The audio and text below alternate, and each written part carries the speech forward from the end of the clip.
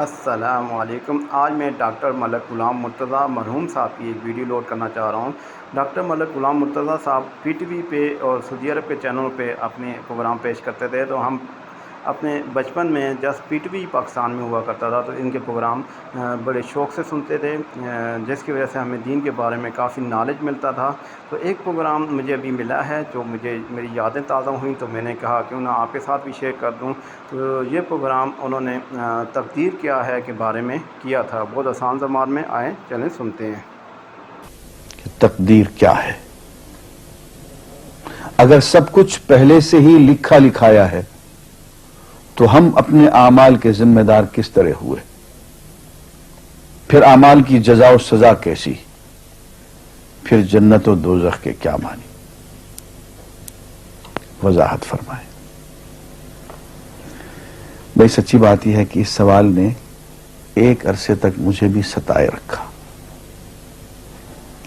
اور میں سوچتا رہا کہ اگر واقعی اللہ تعالیٰ نے پہلے سے ہی سب کچھ لکھ دیا ہے کہ میں اتنے بج کر اتنے منٹ میں بیٹھ کے یہاں پہ ایک لیکچر دوں گا، یہ تقریر کروں گا، اتنے بج کر اتنے منٹ پہ نماز پڑھوں گا، اتنے بج کے اتنے منٹ پہ فلاں کو گالی دوں گا، فلاں کو تھپڑ ماروں گا، یہ پہلے سے ایک میرا شیڈول مرتب ہے اللہ کے ہاں، لکھا لکھایا پروگرام چھپا چھپایا موجود ہے، میرے کیا قصور؟ تو لکھنے والے کا قصور ہے؟ بات تو خطرناک ہے نا۔ تقدیر کیا ہے؟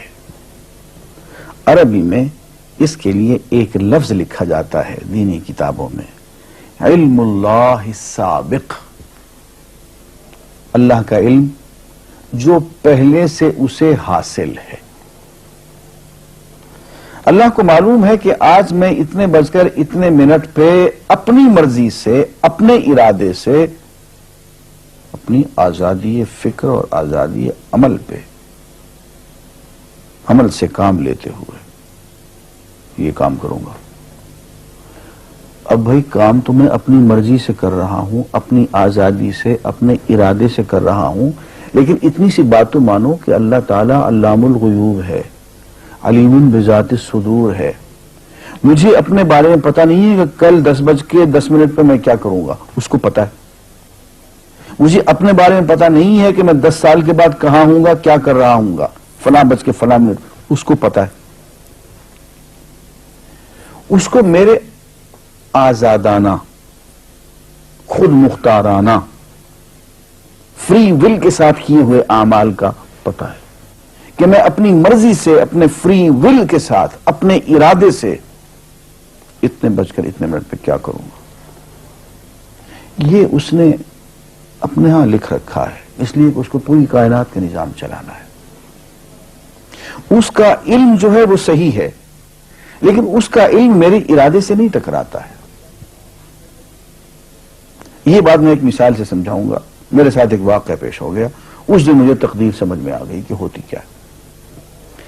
1971 کی بات ہے کہ یہاں اکاؤنٹنٹ جنرل آفس میں ڈپٹی اکاؤنٹنٹ جنرل تھا۔ اس زمانے میں ایک مشہور نجومی تھا شیخ صادق، یہاں قلعہ گزر سنگھ میں رہتا تھا، وہ پتہ نہیں بیچارہ زندہ ہے یا فوت ہو گیا۔ انہوں نے دروازہ کھولا، میرے کمرے میں آ گیا، ہاں صاحب ہم آپ کی خدمت کرنا چاہتے ہیں، ہم آپ کو مستقبل کے بارے میں کچھ بتانا چاہتے ہیں۔ میں نے کہا میرے پاس فضول باتوں کے لیے وقت نہیں ہے، میں علم نجوم وغیرہ کو اس قسم کے یہ فضول باتوں کو میں نہیں مانتا ہوں، مشغول آدمی ہوں، ان چکروں میں مجھے مت ڈالو۔ اس نے کہا سر مجھے صرف 1 منٹ تو آپ دے دیں۔ میں نے کہا ہاں 1 منٹ دیتا ہوں۔ اس نے ایک بہت بڑا کاغذ میرے سامنے لکھا جس پہ 40 خانے بنے ہوئے تھے، 40 چیزوں کے نام لکھے ہوئے تھے، مختلف چیزوں کے نام، کتاب، قلم، اینک، کاپی، دوات، پینسل، میز، بادل، برکھا، مسجد، مندر، ایسی ایٹ رینڈم چیزوں کے نام، 40 چیزوں کے نام لکھے ہوئے تھے۔ انہوں نے کہا صاحب آپ ان میں سے کسی ایک چیز پہ انگلی رکھ دیں یا اس کا نام آپ اس کاغذ پہ لکھ دیں۔ اور مجھے یہ کہتے کہتے اس نے ایک پیس آف پیپر میری میز سے اٹھایا اور اس پہ کچھ لکھا اور اس کو یوں الٹا کے رکھ دیا۔ میں نے کہا تم نے یہ کیا کیا؟ کہنے لگے جی میں نے وہ چیز لکھ دی ہے، وہ نام جو ابھی آپ لکھیں گے۔ تو اب میں پریشان ہو گئی، تماشا کی بات ہے نا کہ جو چیز میں سوچ سوچ کے اپنے ارادے سے اپنی مرضی سے ابھی لکھوں گا، اس نے پہلے جو لکھ کے وہاں رکھ چھوڑ دیے میرے سامنے. اب میں سوچ میں پڑ گیا کہ یار وہ چیز لکھوں جو اس نے نہ لکھی ہو. کبھی میں اس کا ارادہ کروں، کبھی اس کا ارادہ کروں، تنگ آ کے آخر میں نے کسی ایک چیز کو لکھ دیا. میری یہ ہے. اس نے جب وہ الٹایا تو وہ وہی چیز نکلی. اب پتہ نہیں یہ کیا چکر تھا اس کا، خدا ہی جانے.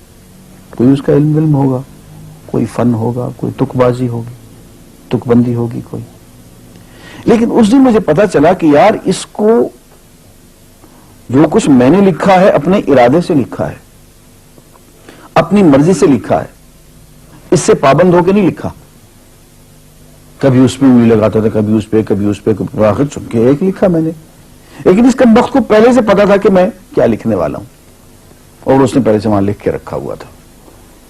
میں نے کہا یار ایک محدود علم والا آدمی میرے آئندہ کے اعمال کو اپنے ہاں لکھ کے رکھ سکتا ہے.